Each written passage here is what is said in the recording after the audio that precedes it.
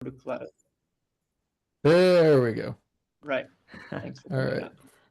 Hey everyone, that's the June 9th meeting, the Gateway API meeting. And just a reminder, this meeting is governed by CSCF Code of Conduct. So, usually this just boils down to being nice to each other. And yeah, just before we start, if anyone here is new, this is the time where you could introduce yourself if you want it. Yeah, and also just put their names down in the in the meeting agenda. It helps us track whoever's joining, whoever's interested in participating.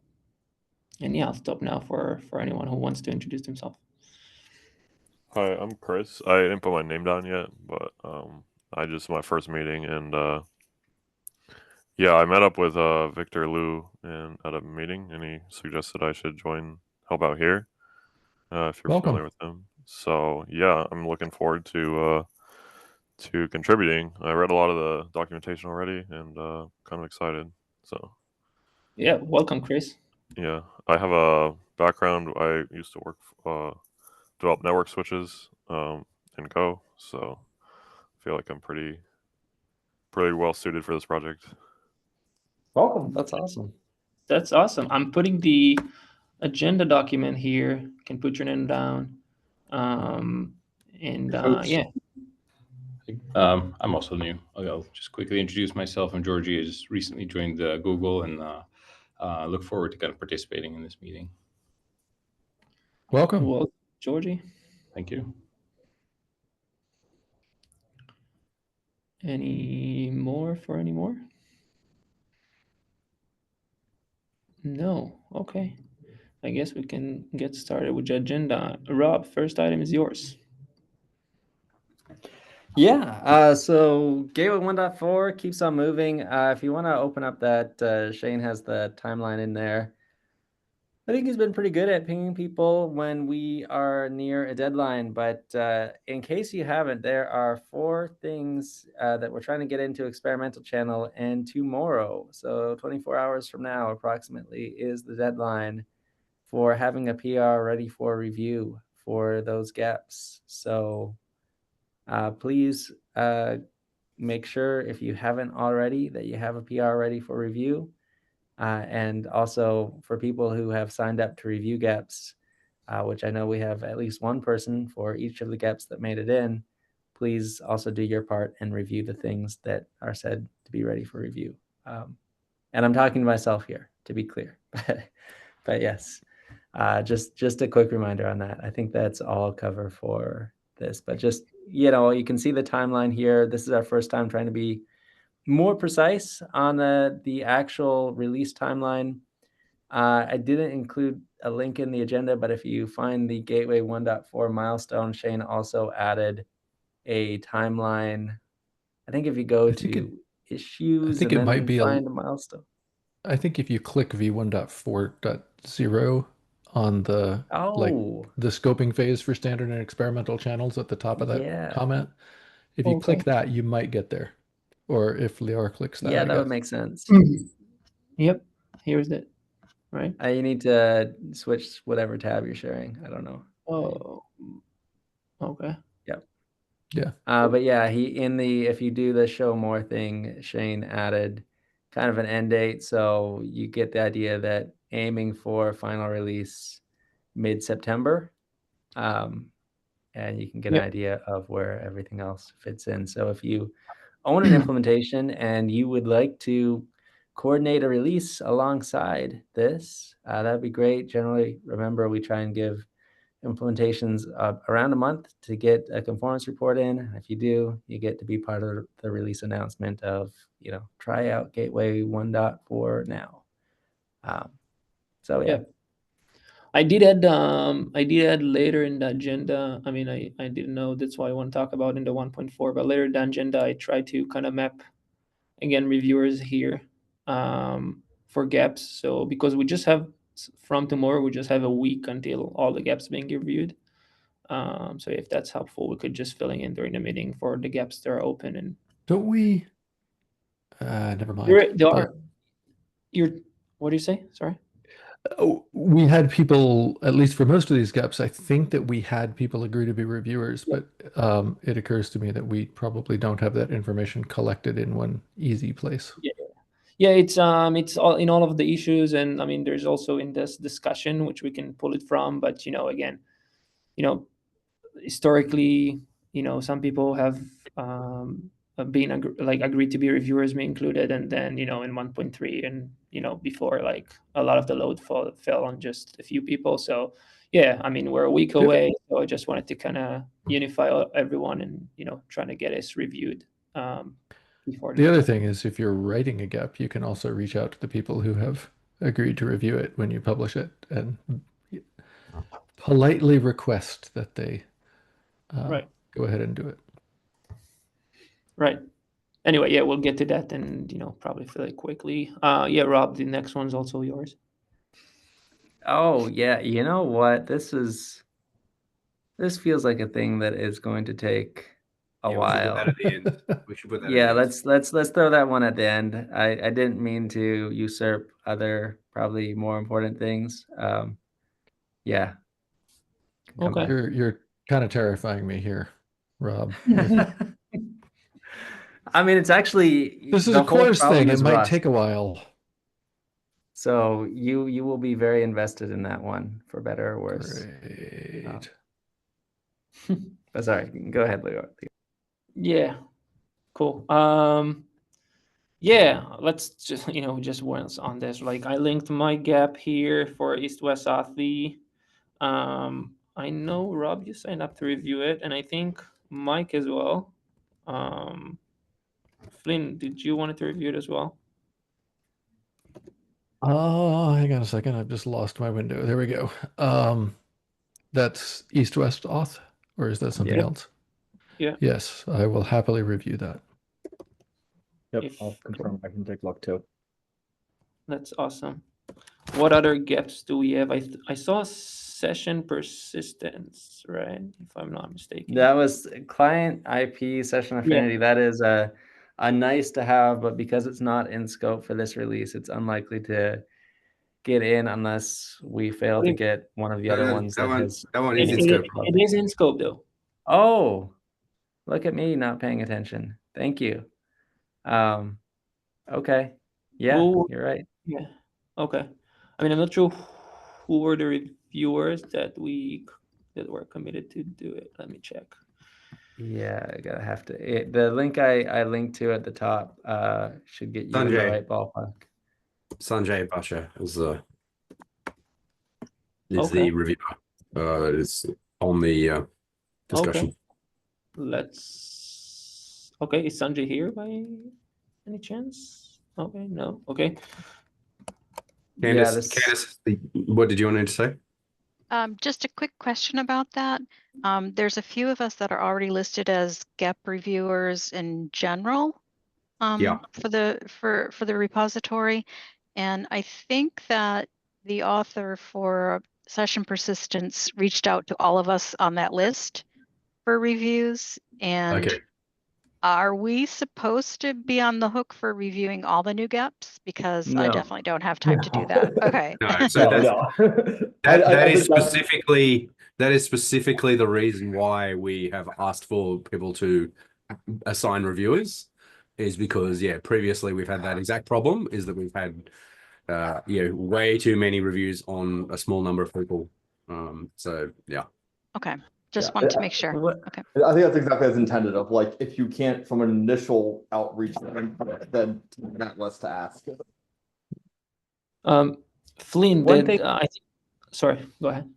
One thing I'll mention about that particular GEP, as I'm remembering it more, I think basically most of the support for it came from a single vendor. And, so I think the proposal and review are all coming from a single vendor. So it might be good if anyone has additional cycles to give some other perspectives on it that aren't coming from the same place.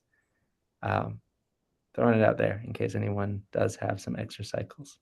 I mean, I'm happy to backstop that one and take a look at it if we can't get anyone else. Thanks.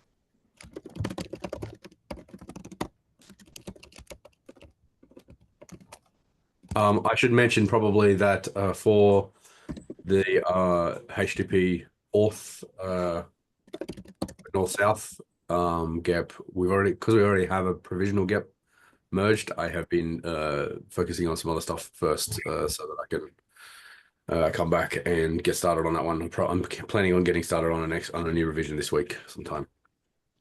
Nick, is this in scope for this release? Yes. Okay. I don't I envy you, guess- but sounds good. Yeah. Nick, if I remember correctly, the XDOF bit, we already passed this phase. So you're saying like we already agreed on requirements, so there's no action needed for you here? Yeah, exactly. Yeah. That's what I was saying. It's like we've already done we already have a get PR with what Waihu merged. So like that's why I haven't hit it much yet, is because and that is one of the advantages for everyone watching. If you do manage to get a provisional get merge that handles the what Waihu, then that gives you a little bit more time to work on the rest of the kit. And so that's what I'm hoping to do, because I suspect that auth traditionally has been a subject of much discussion. So I would expect that will continue. So Nick, just making sure this is the right thing, right? This is the right one. This is the right link, right? I think 1494 is the correct one. Yes. Awesome. This is part of the Ingress pipeline as well, for what it's worth. So yeah, that's good. Flynn, I think the two next one is yours. Did you already have a PR open? Nope, those should be showing up tomorrow. Okay.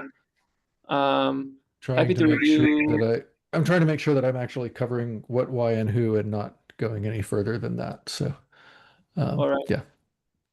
Yeah, happy to be a reviewer for both. So just tag me Sure. out there. If anyone else, just for anyone, for anyone, for the sake of this meeting, the two ones are default gateways and external gateway controllers. So 3792 and 3793. yeah, just put them here. But yeah, Should show Wait, up. Flynn, do you already have PRs for that, or this just issues? I have not opened PRs. I have files on my local system for them. Cool. Oh, okay. Is your local system backed up? Yeah, mostly. Okay. Yeah, I think that's good. It's cool. If my machine crashes and it loses the whole thing, I'm confident I can retype them in 5 minutes apiece there. Okay. Okay, next item on the agenda. Yeah, just wanted to call out Linkerd reports. Thank you, Flynn, for publishing these reports. Well, I have submitted PRs. Right. And I have requested reviews on these PRs. And actually, I get to thank Lior for reviewing it. I think it's been merged now. But my requested reviewers utterly ignored it for days. Not that I'm bitter. And there was a related item to that, actually, which is that the conformance tests did their job in revealing a place in which something was not working correctly in Linkerd. At least I think it wasn't working correctly in Linkerd. But it did reveal that we have never defined anywhere that if you are doing a request rewrite filter, and you have specified that you want to rewrite only the prefix match, is that the thing that you are doing the rewriting with allowed to have a leading slash, required to have a leading slash, or neither? Flynn, is it? Can you say it again? Say it again, because I think there's an issue related open, but I want to make sure. There is an issue. There is an issue already open for, hey, This? we should redefine this whole rewrite thing. You're talking about this issue that I'm gonna present. Am I presenting my screen? Because You stopped presenting your screen, but you can. oh damn, sorry about that. I think it stopped. I thought you just wanted to be able to look everybody in the eye while we talked about this thing. Yeah, that's the one. So that is already open. Right. So how's your John actually asked me a question on that one that I did not catch until now, or until the other day. So I will endeavor to answer John's question there. I am very curious, though, if anybody on this call has any memory of what the intention was with respect to Yeah. whether the leading slash was required or not required. Yeah, I have. I remember, and just one thing to call out: this issue is also in the parking lot by, I think. Let me see who edited it. Snorwin. So potentially, I think we could also prioritize that. Yep. And just to clarify, before we jumping into the implementation, like to the details, your request rewrite filter issue that you explained is So that. the Linkerd currently requires, I should phrase that differently. Linkerd definitely has a bug in that the validation code, depending on which piece of code you look at, will in one place it requires a leading slash, and in another place it disallows a leading slash. So we have to go in and fix it so that those two are consistent. But that still raises the question of what is supposed to be required in that field. Okay. Okay, let me see. Let me share this tab again. And trying to break my memory again here.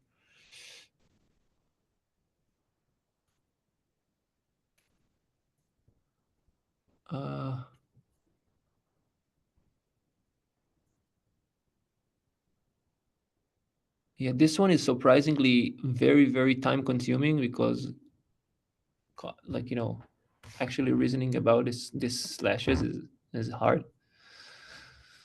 Yeah, I don't think we should spend a ton of Okay. time. Let me follow up after that. Yeah. I But think like that I said, issue I is figured definitely the correct place to talk about this, though. What did you say, Nick? I said that issue is definitely the correct place to talk about this more. Okay, sounds good. I'll follow up after that. I think off the top of my head, personally, I had always assumed that the replacement would also include the leading slash, but I am confident that we never wrote that down anyway. I am equally confident that we never wrote that down anywhere. Yeah. It should be written down. I haven't convinced myself yet that I think it should be required in all cases, but I mean that would certainly be a simple way to resolve the problem. my summary would be that in general, the way we intended the rewrite to work is that we act on path segments, not on strings. So in my mind, a path segment includes a preceding slash. So you clearly come down on the side that there is no such thing as an empty path in HTTP, and that must turn into a slash by itself. I suggest yeah. So Yeah. yes, in the sense for rewrite, yes. Yeah. No. But yes, we should definitely not talk about this anymore. Yeah. Otherwise, I suspect Flynn and I will get into it, and it'll be a while. Yeah, let's not burn up the rest of this meeting talking about the minutia of HTTP paths. Yes. And yeah, the other item on there that this raised was extended feature inclusion, where it was very amusing to look over and find that since many of the rewrite paths, we basically, looking at the reports generated by running the conformance test, Linkerd was saying that it both passed and failed the request rewrite test. And that's, somewhat weird. Yeah. I figured out that I could use exempt features and get it to ignore those two mesh HTTP redirect filter or whatever it was called. But the non-mesh versions still show up in the table. So there's some interesting stuff to be done there. This is Christine, I think you're on the call. You were the one who originally wrote that comparison table, right? Yeah. Do you still remember how it works? Right now that's do you want to automated. disavow all knowledge of it? I think right now there's like a script that catches if there's at least 3 implementations that are Mhm. submitted and then it will generate a new one. So if there's more than 3, then it will generate. I think we might need to look a little bit about how it is interpreting. I think it's going to need updating now that we are doing mesh Yeah. stuff separately. Yeah, I Yes. agree. Definitely will. Yeah. Definitely will need update. Yep. Yeah. So anyway, And that's this non-mesh prefix, I just commented on your conformance stuff if you want to include it or not on your conformance PR. But these non-mesh testing, like feature names under mesh, are just going to be like, I think we all agreed in previous meetings, it's going to be discarded since 1.4. So up to you if you want to include them on 1.3 or not. But like, we're going to announce that they were actually meaningless up until 1.4. Yeah. So, and obviously we're going to fix the suit to not report him. yeah. Anyway, so that was a bit of an adventure, and that was interesting. Awesome. Right. Up next, I think we have Rose. Hi, I'm Rose. I'm a student. I introduced myself like 6 months ago. Then I got a job and my life got crazy. So for this item, it's basically just reorganizing the docs to make it more in line with like the main Kubernetes site. And like possibly, I'm not sure if that link works. I just tried to link to the message, but the message I left in Slack, but basically making it more in line with the main Kubernetes site and making it more linear, and possibly also adding like a landing page so that when you click on like our website, you're not just immediately on the documentation. So it's like an introduction kind of. Yeah. Do you have any issue open on I see I can make, so the link works for me, but it opens my Slack application. So, and I don't have a web. But do you have any gateway API issue on that where you actually laid out the things you laid out on Slack? I think Not the yet. yeah. So I think I the just next left the the next message. steps. Yeah. So that's awesome. I think that I'm really excited to see what you think we should do. I think probably the next step here is to either write up something. So up to you whether or not you put it in an issue first or put it in like a Google Doc or some other place we can sort of collaborate on a bit, because I think there are some reasons for some of the reasons we've structured things. A lot of it is sort of very much organic growth, and so so it definitely would benefit from from sort of a Actually holistic- being designed. yeah, for sure. Yeah. So yeah, thank you for volunteering. I plus one to what Nick was saying. We definitely need help with our docs. This is growing organically over time, like exactly what you said. I would encourage you, if you're able to split up improvements into, like, if you have a vision, but then to achieve that vision is smaller intermediate steps that can be, split up again across people, because like trying to take this all on for any single person could be really overwhelming. But even just agreeing on a vision and a direction for how to get there would be great. There is a really painful cost to moving things around, though, and that's that there's a non-trivial set of external things that link to our docs, or even within our docs that link to our docs. And so if we basically should do as well as we possibly can to maintain existing URLs, or at least add redirects where necessary. So Yeah, redirects that's are your a long, friend there. yeah, a long-winded way of saying every form of help is very appreciated, and please, if there's ways to split this up into smaller things, working towards a bigger vision, that'd be amazing. Yeah, it's a really big project. Yeah, it very much is. Yeah. So yeah, look, I am definitely really excited about this, Rose. If you would like to sort of have a high bandwidth chat with me at some point about it, then feel free to reach out to me on Kubernetes Slack. I'm at Young Nick. And yeah, like I have, it's been a bit of a splinter for me for a long time that, you know, that the docs really needed looking at, I think, for many people.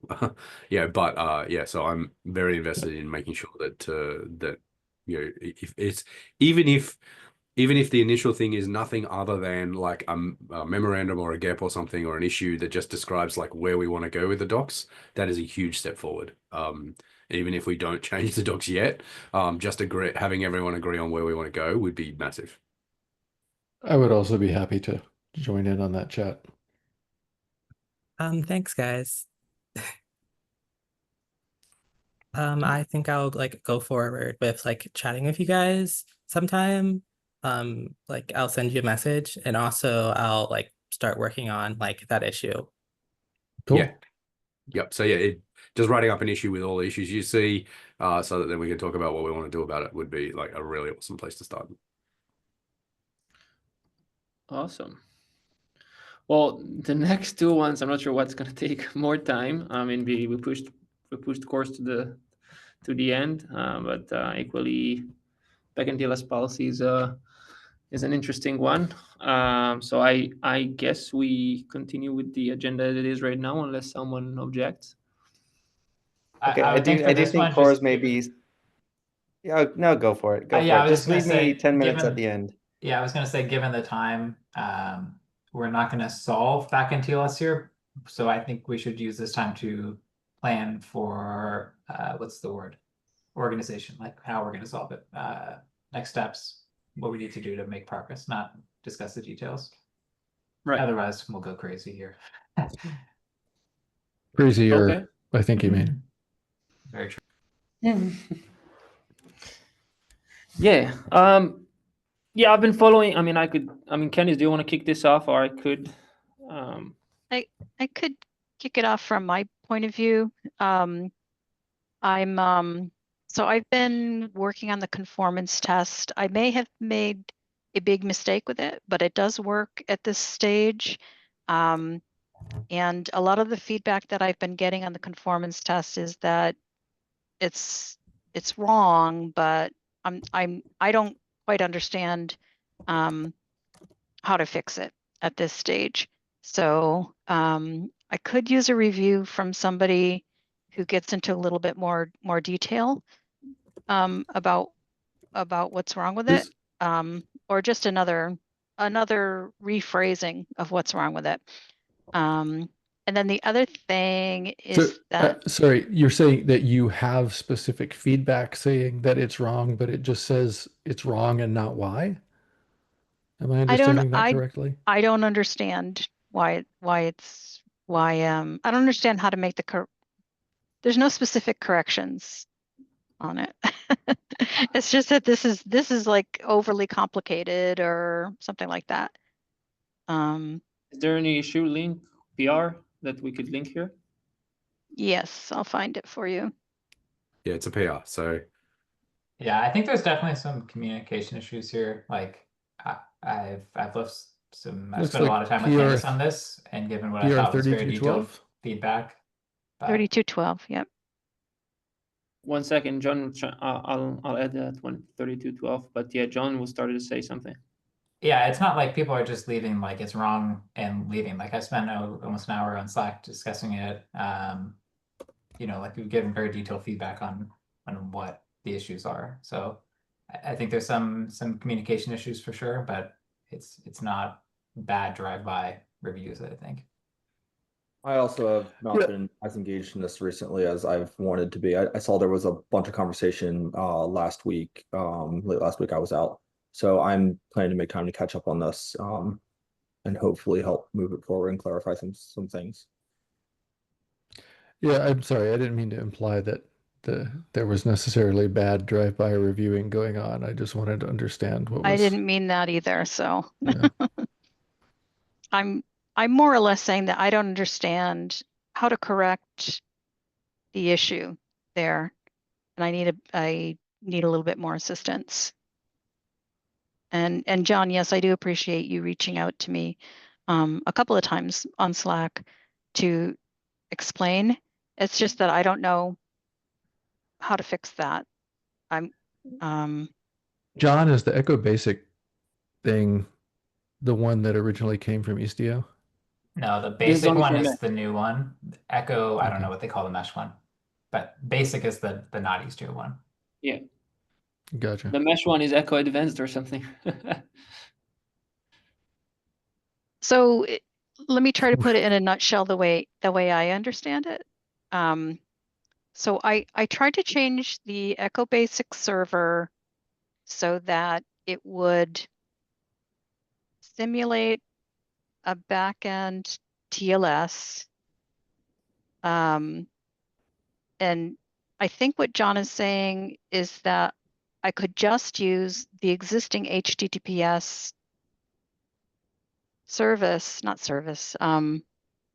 listener within the Echo Basic server and repurpose it for backend TLS policy. And I don't understand exactly how I would be able to demonstrate that the backend TLS policy had been used in that case if I'm just using an existing HTTPS server that's reporting the SNI that comes in. I don't know Yeah. how. Can I ask, Candace, what does the server that you wrote do that helps you test back in TLS that the existing TLS one doesn't provide? It's actually customizing the certificate that is used within the Sorry, backend TLS which policy. the server that you wrote is customizing the certificate that is using, or the server that yeah, I That the think Rob backend made me about TLS policy that the backend TLS policy is using. So the server doesn't control what the backend TLS policy is doing, right? The backend TLS defines how the client verifies the server. The server code, the Go code Does or whatever whatever, it wants. decides what certificate to use. And then that all works out if what they trust and what the server's certificate was signed by is the same CA certificate, right? I'd like to stick with the backend service and not call it the server. Sure. Okay. And I don't think I ever said server. I think Flynn said server. John and I were jumping ahead in shorthand.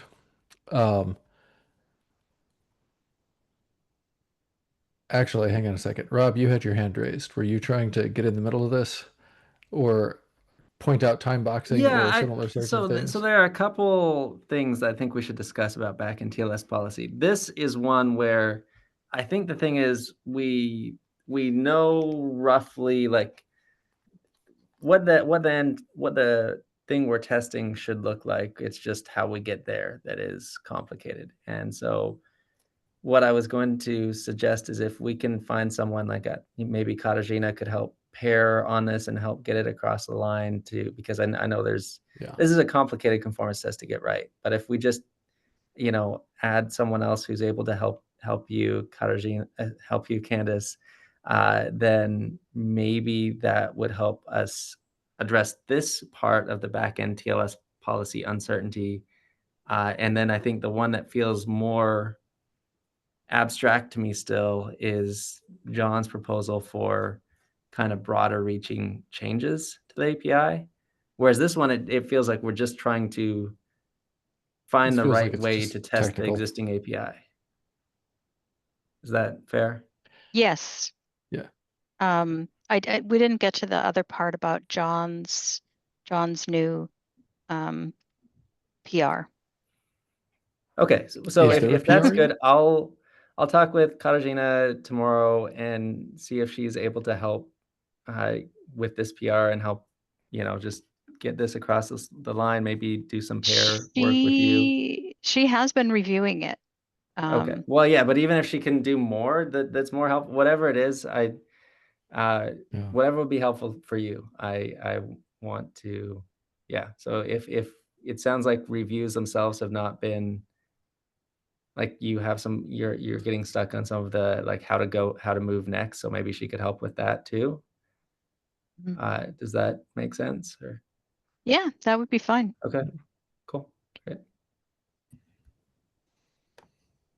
And then maybe we can also talk John, a little bit about your proposal. I know we can't do a whole lot in 10 minutes, but I'll give you 5 because I have to go in 5 as well. So okay, Is- there you go. Mhm. Is there already a PR open for this thing? Yes, John? there is. there is it's a draft, and then a bunch of people looked at it and gave me a lot of feedback, which a small amount of it was just because I hadn't finished it. But the parts I hadn't finished were largely surface level cleaning up. So I plan to finish it up tomorrow. But yes, there's Found it. a draft PR. Yeah. 38, 35? Yep. Yeah. Yeah, maybe we could, maybe we could use this 5 minutes to actually discuss the Yeah, I'd next like to step. hear. Yeah, I'd like to hear sort of if John, if you could give us your like your summary of like what the changes are and like why you think they're necessary. I think that would be like a good preamble to being like, obviously we all need to go and read all of the feedback that's given, but like I think the highest bandwidth thing we can do right now is have John like explain the rationale.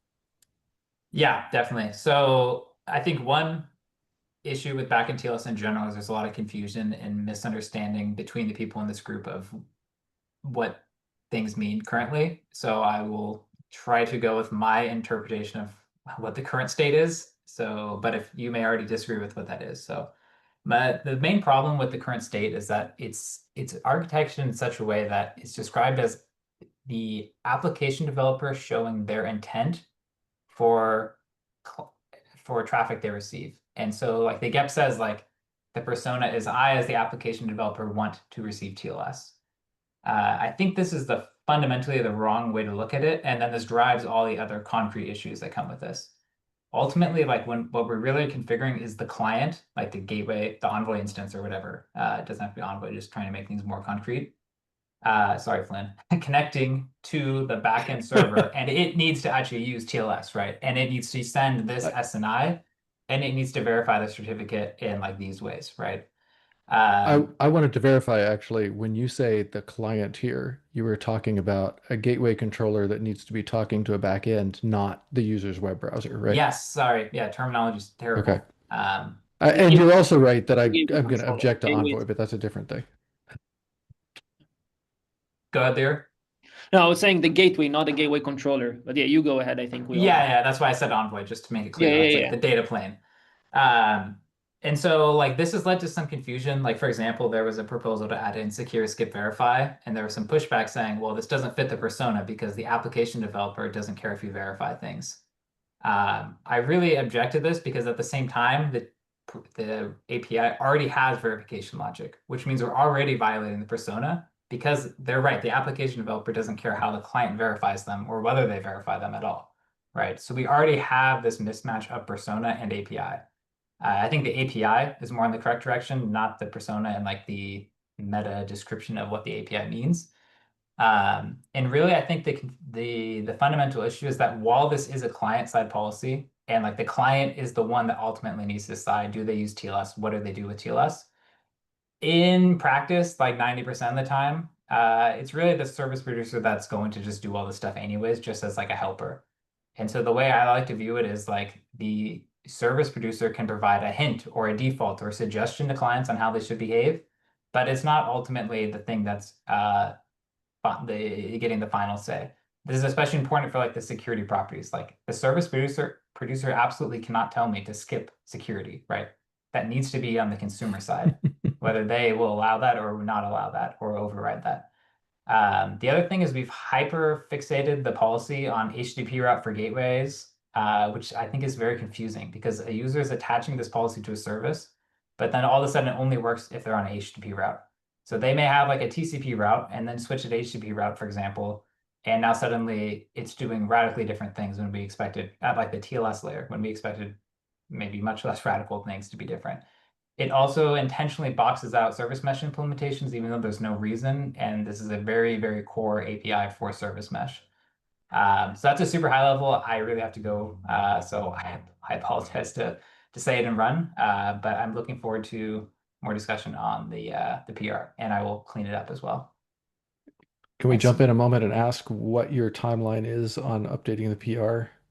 I was planning to do it tomorrow, so it should be end of day tomorrow. Okay. Thanks, John. Thank you. Thanks. See you. I think Candace was first, Rob. Candace, do you want to go? You're muted still, Candace. Thank you.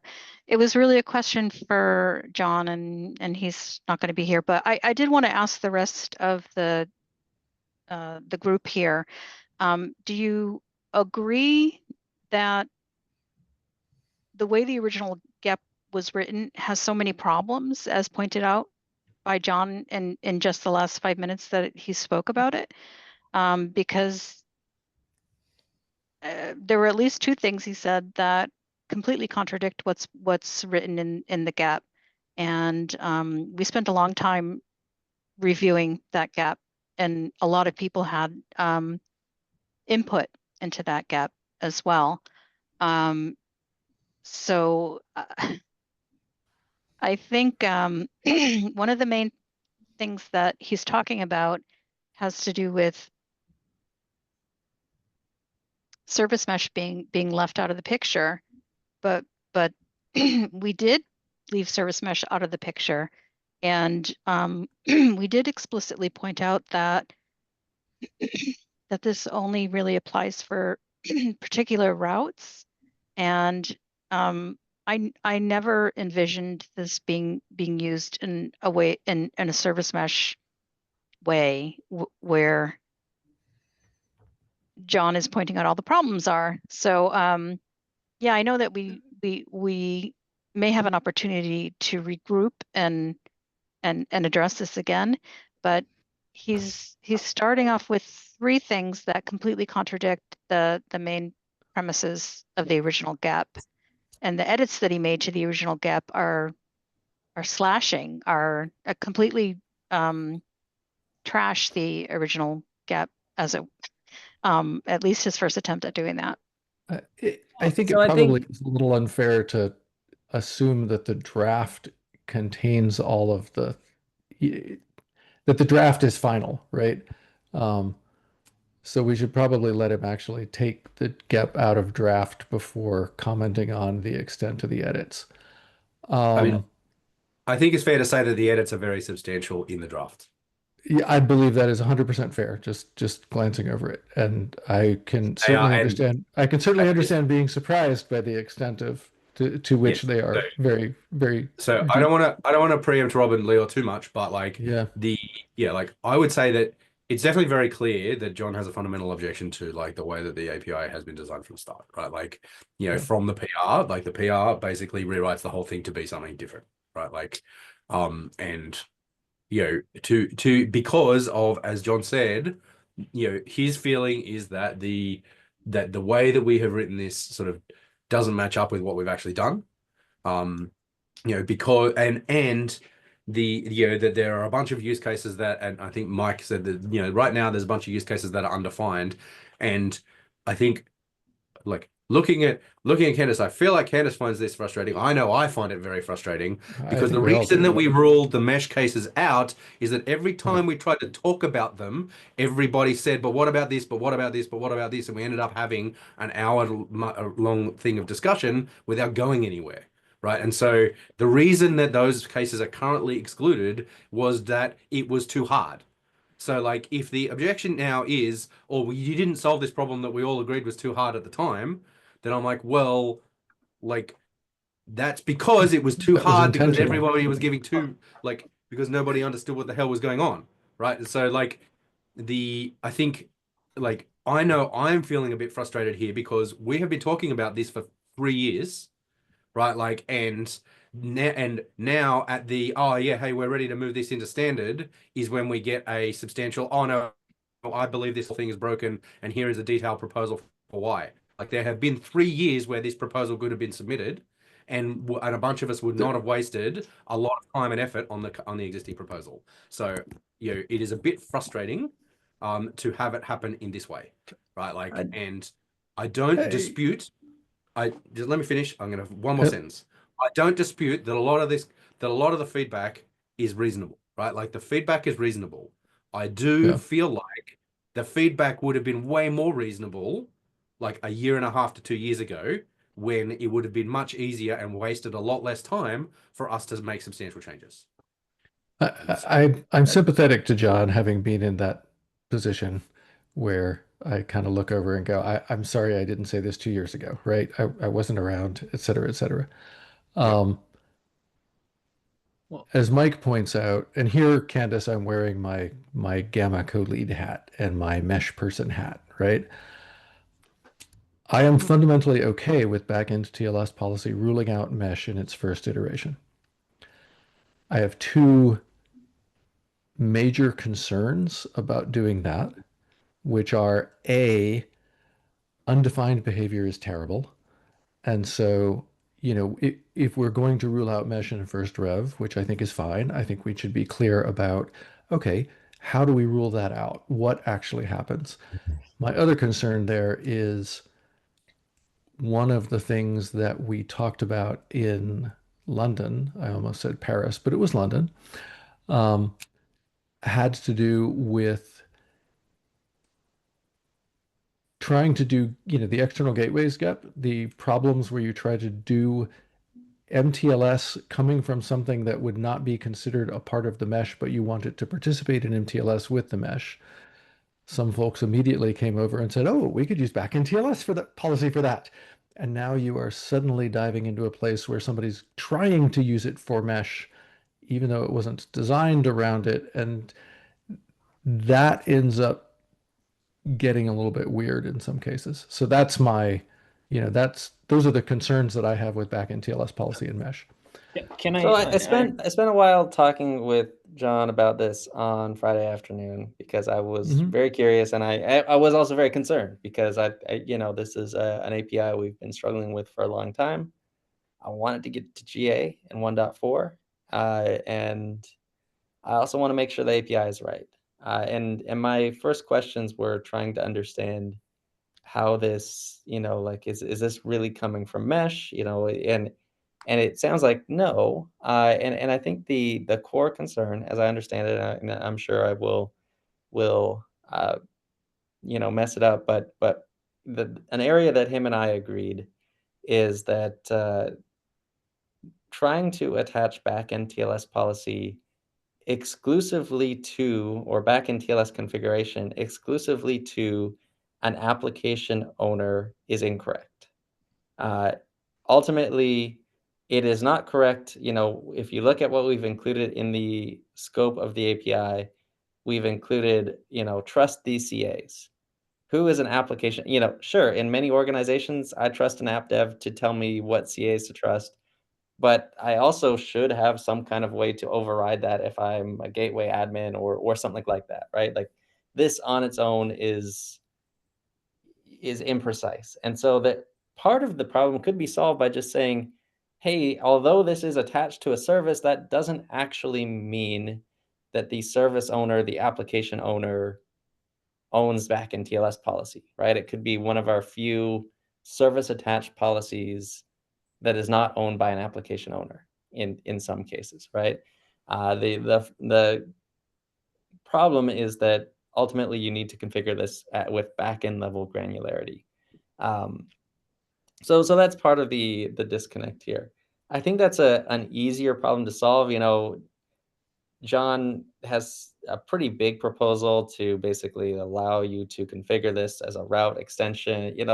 There's a lot of big changes in here, but if you try and condense it down to the core problem, I think there are some easier ways to solve that. And even still, the core problem is, even though he's proposed some very large changes, I think, somehow he managed to do it in a forwards compatible way. So he is not proposing breaking changes at any point in this PR. Again, I'm not, I would love if all these proposals happen, a year ago, but we are where we are. So we just have to make the best of what we have. And I think there's some likely more precise changes that can accomplish the same goal, and potentially some or many of these could be done as follow-ups if they're all forwards compatible. So yeah, that's all I'll say. Yeah, I mean, I want to add that, a lot of the first focus, and I also want to answer specifically Candy's question, because Candy's asked if anyone has any problem with the current API's design. So I think we should really focus, like put service meshes aside. I think it's like I spent a lot of time last week, like actually reading all the proposals, but also reading to all the original proposals of DLS and, you know, the whole big thread. Like I think there's over 200 comments there. And I think, yeah, the fundamental problem is applicable for both, right? Like, you know, and I think we should not jump to solutions, like obviously in the last 4 minutes, but like you know, as an application developer, I do think it's the 90% of the use cases would be an application developer defines, hey, my app is expecting X or my app is talking Y. And then it means it's very nice that clients are getting upgraded and like, you know, talking based on this expectation. But it's very, very crucial to let the clients, as John explained, to be able to override that or be able to set up some guard list that they do not want to respect. Insecure verify is one thing. You know, not doing TLS as a whole is a different thing. There is some use cases which is actually very nicely laid down there. And also, I think, also talking specifically on the one that's not living service mesh out of the box, like that's not this argument, it's about having HTTP route disabling or enabling TLS, which is fundamentally, I think, weird UX or unsafe UX, however we call it. So I think the important part here is really boils down to there's actually a lot of GitHub changes in this gap, but it's really does not change fully the experience of what the current backend TLS policy can actually do. But it does address some of the or a lot of the concerns. So it's not a fundamental change, but it's fundamental mind change where like, hey, clients should be able to override that. And regarding timeline, I know we're very strict on timelines. And so I think both John and I think myself and other people, like I think there is a chance to actually unify a lot of this logic. And I think that the important part is like, if we have these deadlines and people can pull it up together and like actually address the thing and not GA an API that's going to be suboptimal. It's not about leaving mesh out of the picture. It's about like an API that has some semantics that are currently not defined. I think it's a good opportunity. Yeah. So I think from my point of view, like I've been working on this since before it was called backend TLS, since we originally had the idea for a general backend properties CRD that we threw away because it was too big and it was too hard and there were too many things conflated together. So we picked what we thought seemed like the most narrow thing we could pick to focus on, and we've been working on it for years. I think that a thing that John said that I think is really worth us all thinking about is that he was like, well, if it was just a hints from the developer, then it would probably be okay. And that is exactly, like, we never used that word, but that is the word that we should have been using this whole time. Backend TLS policy is intended to be a hint from a developer that you are doing stuff inside your container that otherwise nothing would have any other way to know about, right? And so the fact that we didn't call it backend TLS hints or backend TLS hint policy or something like that, like has screwed us hard. Right. So, but it is definitely intended that, and it always has been, that it is a hint. It is not intended to be a like hard line policy. It is intended to be and the reason that it's owned by the app persona is that you can't, as John said, you can't enforce the gateway because it is the client. It is intended to be a hint from the owner of the app that is actually running somewhere that if you don't do this, then probably connecting will not work. Right, that's the intent all along, is for you to say, hey, if you want to be able to run TLS inside your things, if you don't do TLS, then your connection will fail. I thought I was actually wrong about that. I thought that was my interpretation, and I was wrong, that it was actually intended to program the client. So yeah, I mean, practically, the only thing that it's good for is for programming the client, right? Like, the application developer offers a hint to say, hey, you need to do this. And then the only thing that you can do with that is to use it to program the client, right? Like, but since it's a hint, so the missing part of the picture is having the clients, like, so if gateways as the clients actually respect this hint, so the missing part, and because of its hint, is the their ability to actually override it using config, right? Yes. So, Yeah. like, to my mind, it is 100% fine for this config to be overridden by some other config somewhere else, right? Right. Like, if that then is a decision that the implementation is making that maybe might backfire, right? So if you're doing, like, mutual, if you're doing a service mesh that wraps TLS and you do this and you do like a re-encryption from a gateway and you go it through and you end up double encrypting TLS, then that's like, those are your choices, right? Like, those are the choices you've made. Like, the intent here was always to provide a way to represent the intent of the application developer, because some application developers want to say my app is running TLS, right? That's the and that's why, that's the thing that I struggle with here, is that, like, the reason why we have lent so hard into that persona is that is where we started from. We tried to keep it scoped to, I am an application developer and I want to do my own TLS. Whether or not that's a good idea is not the thing. Some application developers do want to do their own TLS, and we're trying to serve them. Like, and that's that's why we've lent so hard into that thing. Functionally, yes, the only way that you can actually serve them is by using backend TLS policy to configure the gateway, right? Like,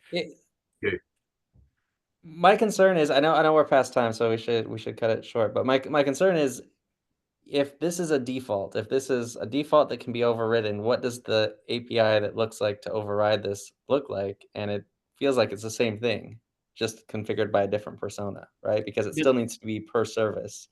It still needs to be per backend. It's just that's also the current proposal, actually reusing it, right? I know. Like, I think we're agreeing here. It's just the actual change to get to that point is pretty small. Is the overall still per service though, or would it be like per backend ref or something like that? So if it's a HTTP route filter, it's technically per route rule, not per backend. Right. John's proposing per route rule. I'm suggesting that there are better ways to accomplish that. But if we're agreeing, the fundamental thing is we need a way for the client to configure this and a way for the app dev to configure this. Yeah. So I think that the other thing that is really important, if we're talking about configuring the client where the client is the gateway, then there is a like 70% crossover with the work that Flynn is going to be doing on mesh, on like external gateways, right? Like, so, because then you are configuring the gateway on how it should do TLS, right? Like, there's a huge crossover there, right? And so that was one of the reasons why I didn't want to address that in this thing, so that this thing could just be the hint part, the default of the, that says this is how my app works. And then if you choose to respect that, then we build on that later, right? And so that was sort of my idea all along. And I guess that's one of the reasons why I'm frustrated, is I feel like I've had that idea all along, and clearly I have done a very poor job at communicating that idea. Yeah. I mean, I think we could take it out on the issue, or even like spinning up a full meeting for this. I think already only providing it as a default, I mean, actually means, and NGA means, like, this is what the servers expect, and hence all the clients being gateways for this purpose should actually respect that. And then, like, if you change it in a different version, it's a little bit, concerning, or, different API semantics. So I would like to have some override, whatever it will be, as part of GAing it, which will give us more flexibility, and also probably would intersect as well with Flynn's work. But yeah, I mean, Candice, do you want to recognize, as y'all say, this will probably intersect a lot with Flynn's work. What Flynn is hearing is, oh dear God, don't paint me into a corner by assuming that anything with an external gateway is going to be forced to use backend TLS policy. Hell no. Because but by definition, when you're talking about an external gateway, you are in a situation where we control the horizontal, we control the vertical. Policy attachment will 100% not be the first thing I want to reach for. I'm sure that shocks everybody. I mean, but it is very much an adjacent problem for sure, and it has a lot of the same concerns. And it's that bit about painting ourselves into a corner really is the thing that worries me the most right now, especially right now where we don't have good running conformance tests. Like, I really worry about, okay, what's going to happen if you set up a route that's doing canarying across 3 different backends and all 3 of them have a different attached backend TLS policy? Because you could do that. That would be okay, but the gateway isn't even necessarily going to know which one of them it's supposed to be talking to.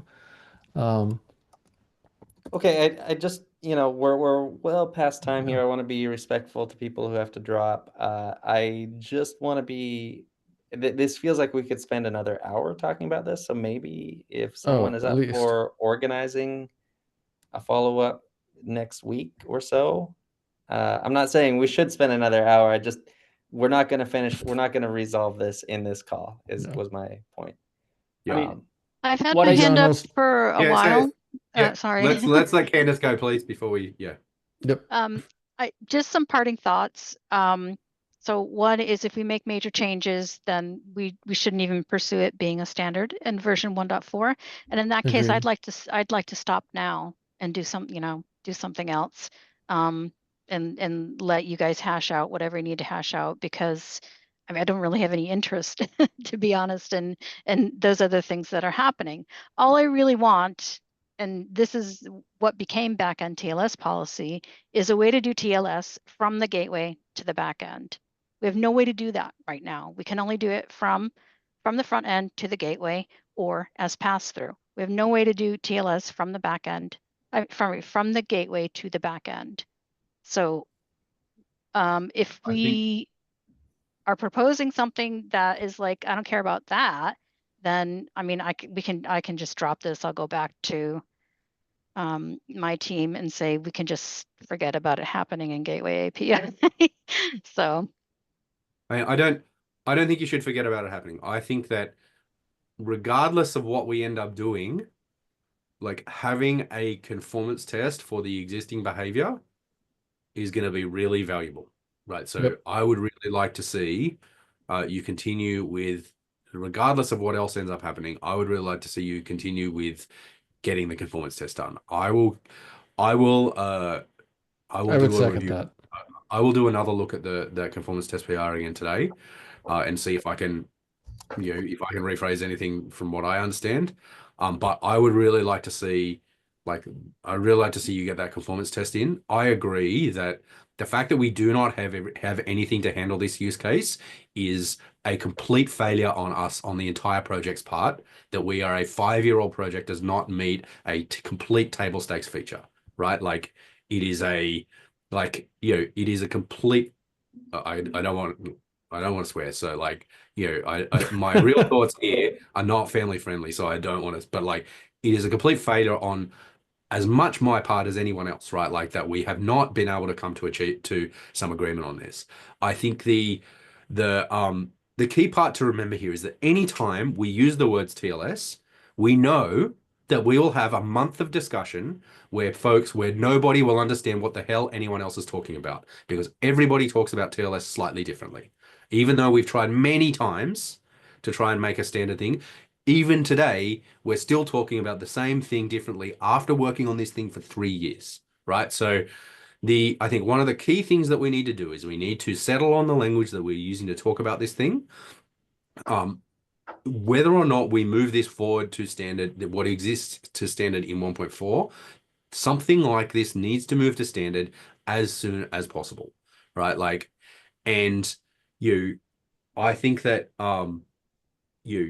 I understand what people are saying, that this is unclear and this is unclear and this is unclear, but I don't want this to be the API where I can come in at the 11th hour and say, oh, but this is unclear, you need to completely rewrite this, and have that happen all the time, because what's going to happen then is we're going to have no velocity as an API, right? And that has happened numerous times in the last 6 months, that we've had stuff come up and people have been like, oh no, I have a huge objection to this.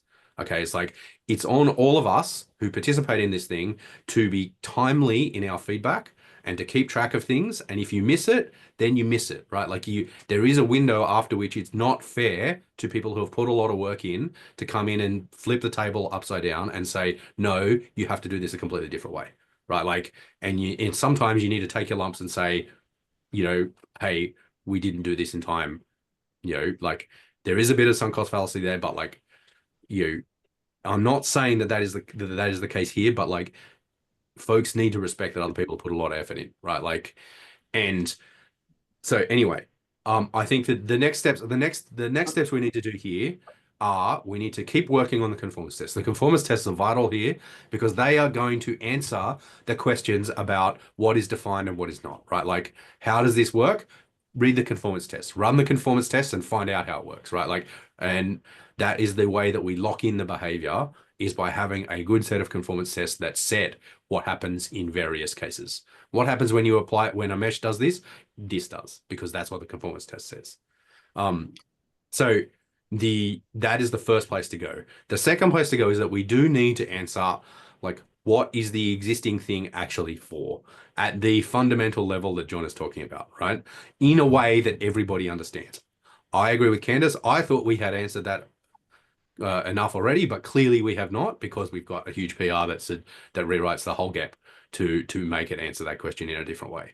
So, that is probably the next thing that we need to do here, is we need to be clear and take the feedback and define what this thing does in a way that it makes it clear to everybody what this thing is trying to do, so that we lose this, oh, why don't we add insecure skip verify, right? Like, because that sort of thing, because like if the use case was clear, then people wouldn't be asking that, right? Like, because the use case would be clear and that doesn't fit, right? And so if you write this thing correctly and you write the use case correctly, then people won't be asking for things in the wrong place, because it'll be clear that it doesn't fit there.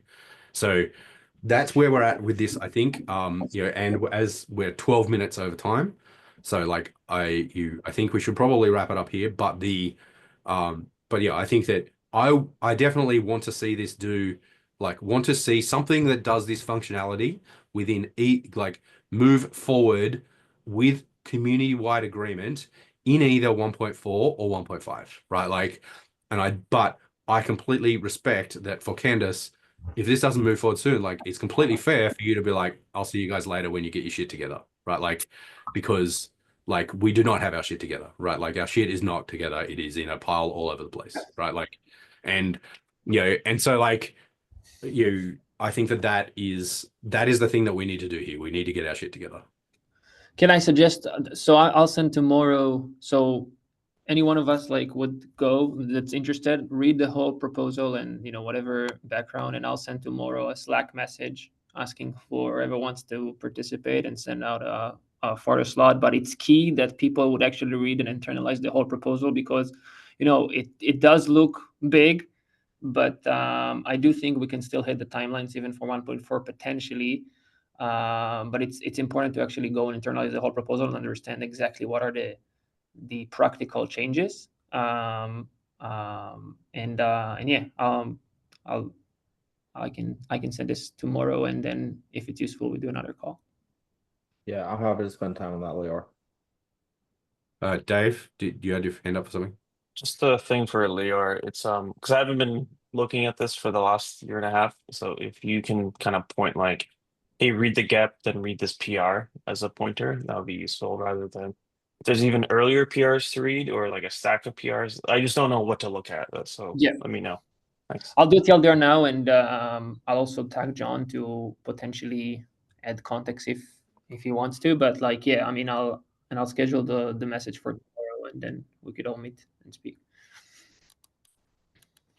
I am interested in that. I am not sure I'm going to be able to make tomorrow, but no, I'm not saying the invite would be tomorrow. Tomorrow, I'm just going to send a message. Hey, these are the potential slots, and whoever is interested, just put your email, and then we'll send the invite for later this week. But just read it before, because as Nick. Oh yeah, definitely. As we have different backgrounds and we're just speaking without the same background, so it's important that everyone that's participating in this meeting have the same background for the actual changes, so we can actually make progress. Cool. Well, thanks everyone. I should stop recording now, and yeah, I'll see you next time.